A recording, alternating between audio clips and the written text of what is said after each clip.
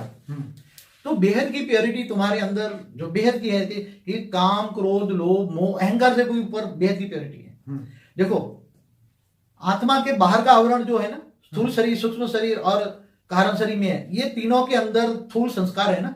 हम्म, तो स्थूल तुमने काम क्रोध लोभ मोह अहंकार पर जीत पा लिया। हम्म, तो वो हद की प्योरिटी आ गई ना। हम्म, ये तो हद के संस्कार है ना। ठीक है। काम क्रोध लोभ मोह अहंकार तो हद के संस्कार है ना। हाँ जी। अब जब हद के संस्कार प्योरिटी आ गए, हद के संस्कार भी कब आएंगे? जब तुम आत्मस्वरूप में स्थित होगे, तुम्हें पूरा ज्ञान होगा, मैं बेहद की आत्मा हूं, मैं बेहद की आत्मा हूं, बेहद की आत्मा का ज्ञान होगा। वो बार बार ज्ञान सागर में मंथन करेगा, बार बार ज्ञान सागर में डुबकी लगाएगा, तो उसके अंदर हद के संस्कार के साथ बेहद के संस्कार आएंगे। क्या आएंगे? अब हद के संस्कार परिवर्तन हो जाएंगे ना, तो आत्मा ये दुनिया से न्यारी और प्यारी हो जाएगी। क्या होगा? ये दुनिया को समझ जाएगी, ये दुनिया माया है। क्या? क्योंकि इसके अंदर आत्मा निर्विकारी बन गई, काम क्रोध लोभ मोह अहंकार निकल गया। अब उसकी सेकेंडरी स्टेज स्टार्ट हो जाएगा बदलना। क्या बनेगा?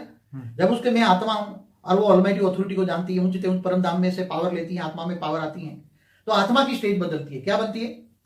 आत्मा की स्टेज बनती है। आत्मा में अंदर पावर आती है, तो आत्मा पहले तमो प्रधान थी, आत्मा के अंदर तमो प्रधान थी, तो संस्कार तमो प्रधान थे। आत्मा के अंदर पावर आई, परम लाइट आई। कहां से आई? आत्मा को चाहिए परम लाइट। तो ऑलमाइटी ऑथोरिटी से उच्चतम परम धाम में ऑलमाइटी ऑथोरिटी से पावर ली, योग करके, योग माना कनेक्शन जोड़ के उसने पावर लिया। तो आत्मा के संस्कार तमो से वो आत्मा बन गई रजो। क्या बन गई? तो वो आत्म स्वरूप में स्थित होने से वो आत्मा रजो प्रधान बन गई, तो उसके संस्कार भी रजो प्रधान बन गए।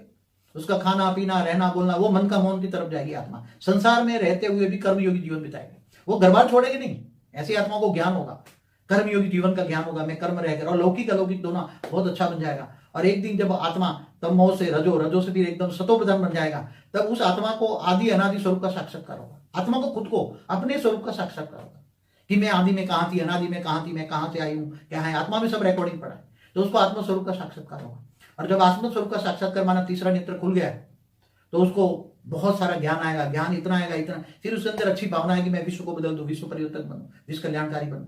तो पहले हद के संस्कार, आत्मा में पावर आने से हद के संस्कार बढ़ेंगे, फिर वो बेहद की स्टेज, आत्मा की बेहद के संस्कार इमर्ज होंगे।